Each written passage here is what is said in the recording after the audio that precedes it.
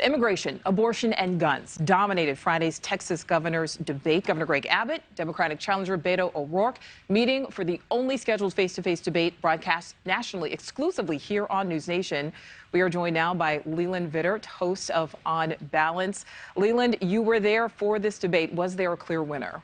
If you have to ask the question, there's your answer, because we're not talking about this one moment that changed the race significantly.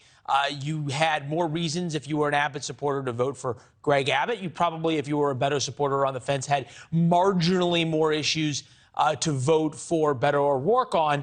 There was not a clear winner.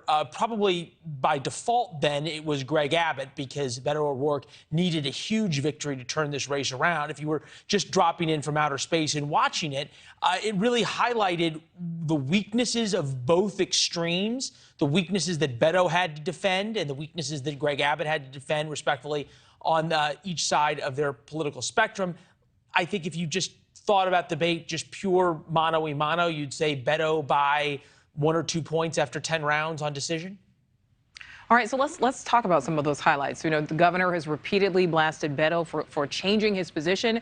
When Beto ran for president, he famously said he would push to ban AR-15s, similar guns. A different story, though, on Friday. You were there, Leland. Do you think he was able to convince Texas voters he doesn't want to take their guns? Well, this is the big problem for Beto O'Rourke. And when I interviewed him after the debate, we asked him basically that. Which Beto O'Rourke are you? Are you the guy in 2018, the guy in 2019, the guy who drove with a Republican up to Washington because you wanted to show how bipartisan you were? So therein lies the issue. And Texas and guns go together like a cup of coffee and a sunrise. People don't like that, and it's awfully difficult to convince people once you've said what you're going to do that no, I didn't really mean that. And there you go. We'll end up seeing whether voters believe that.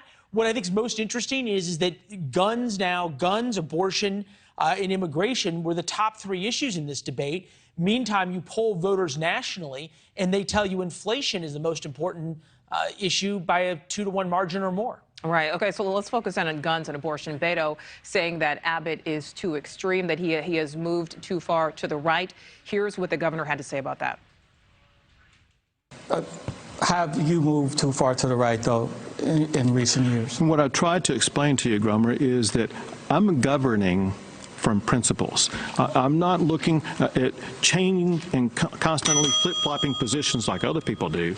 I'm governing from my principles. Thank you.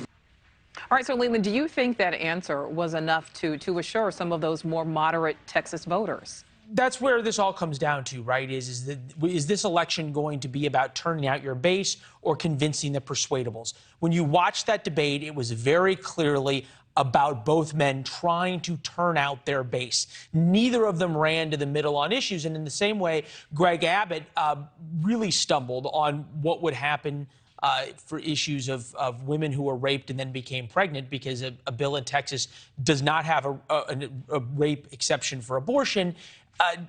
On the other side, Beto O'Rourke couldn't even answer when he would limit abortion, as if he would put any limits on abortion. So it shows you just how extreme both of these candidates have to go to placate and turn out their base. Thank you for watching. Go to newsnationnow.com to find NewsNation on your television provider. And don't forget to click the red subscribe button below to get more of NewsNation's fact-driven, unbiased coverage.